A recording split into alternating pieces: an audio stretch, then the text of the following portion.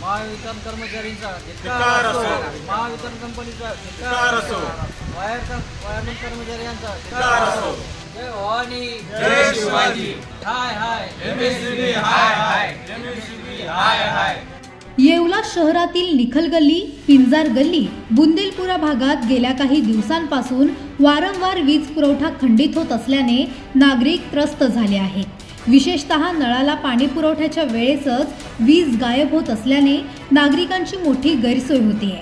नागरिकांनी वारंवार महावितरण कार्यालयाशी संपर्क साधण्याचा प्रयत्न केला, मात्र कोणत्याही कर्मचाऱ्याने फोन उचलत नसल्याने संतप्त नागरिकांनी थेट महावितरण कार्यालय गाठले। कर्मचारी नसल्याने नागरिकांनी महावितरण कार्यालय परिसरातच ठिय्या आंदोलन केले।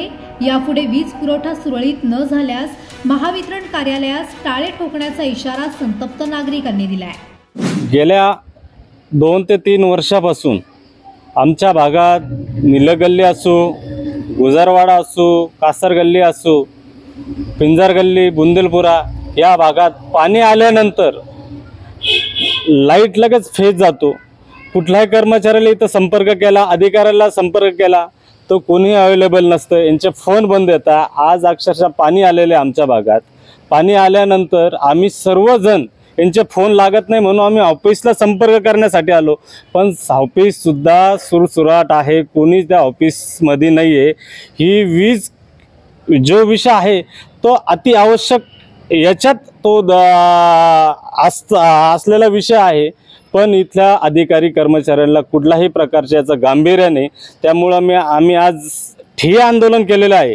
जर का याच्यावर यांचा दखल घेतली नाही तर भविष्यात आम्ही ह्या एमएससीबीला कुलूपसुद्धा ठोकू, हे आपण आपल्या माध्यमातून आम्ही इशारा देतोय। ऐन सणासुदीच्या काळात गणपती उत्सव आहे, नवरात्र आहे, दिवाळी आहे, बरेचसे एमएससीबीच्या तारा खाली लोंबलेल्या आहे, जेणेकरून ते मिरवणुकी रस्त्यात जातात अशा घटना घडलेल्या आहे। काही एमएससीबीच्या तारा तुटलेल्या आहे, याचा सुद्धा एमएससीबीच्या कर्मचाऱ्यांना भान नाही।